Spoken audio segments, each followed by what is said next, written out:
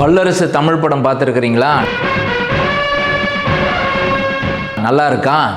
அதை மாதிரி இந்தியா வல்லரசா என்பதை தெரிஞ்சுக்கிறது நமக்கு நல்லா இருக்குமா இல்லையான்னு எனக்கு தெரியல. இப்போ என்ன நடந்துக்கிட்டு இருக்குன்னா, அமெரிக்கா பிரதமர் ட்ரம்ப் நம்மளுடைய மோடியை பார்த்து சொல்லியிருக்கிறாரு, ரஷ்யாக்கிட்ட நீங்கள் எண்ணெய் வாங்கக்கூடாது, கச்சா எண்ணெய் வாங்கினீங்கன்னா உங்க மேல வரி வசூல் செய்வேன், அதிகமாக வரி போடுவேன்னு சொல்லியிருக்காரு. உடனே நம்மளுடைய பிரதம மந்திரி மோடி, நீங்க எப்படி எங்க மேல வரி போட முடியும், நாங்க உங்க பேச்சை கேட்க மாட்டோம், நாங்க எண்ணெயை வாங்குறது எங்களோட உரிமைன்னு அமெரிக்காவுக்கு பதிலடி கொடுக்க முடியுமா?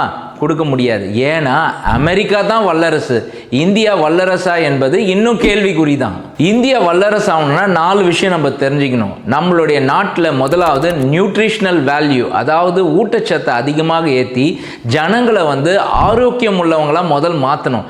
ஏற்கனவே நான் ஒரு வீடியோ பண்ணியிருக்கேன், ரேஷன் கடையா சுகர் நோய் கடையான்னு. அந்த வீடியோ பாருங்க, இன்னும் உங்களுக்கு புரியும். நம்பர் 2, பட்டம் பெற்றவர்கள் தான் இந்தியாவில் அதிகம். அவ்வளோ படித்தவங்க இருந்தோம், இந்தியா ஏன் இப்படி இருக்குன்னா, நம்மளோட பட்டங்கள் முக்கியம் இல்லை, ஸ்கில் எக்கானமி, திறன் அடிப்படையில் தான் நம்மளோட பொருளாதாரத்தை முன்னேற்ற பார்க்கணும். நம்பர் 3, நம்மளோட அரசு பள்ளிகள்லாம் தரம் உள்ளதாக சிறப்பாக செயல்படணும். அதை பற்றி இன்னும் தெரிஞ்சுக்கணும்னா ஷூவா செருப்பான்னு ஒரு வீடியோ பண்ணியிருக்கேன், அதை பாருங்க, இன்னும் உங்களுக்கு புரியும். எந்த நாட்டில் பெண்களை சமமாக நடத்தி பெண்களோட முன்னேற்றத்துக்கு முக்கியத்துவம் கொடுக்குறாங்களோ அந்த நாடு தான் உண்மையான வல்லரசு.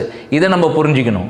நிலைமை இப்படி இருக்க நம்முடைய அரசியல்வாதிங்க இந்தியா வல்லரசு ஆகிட்டு இருக்கு, சூப்பர் பவரா மாறிக்கிட்டு இருக்குன்னு சொன்னாங்கன்னா அந்த அரசியல்வாதி சொல்றதை நம்பிடாதீங்க, அது அப்பட்டமான டூப். அடங்கப்பா, இது உலக நடிப்புடா சாமி.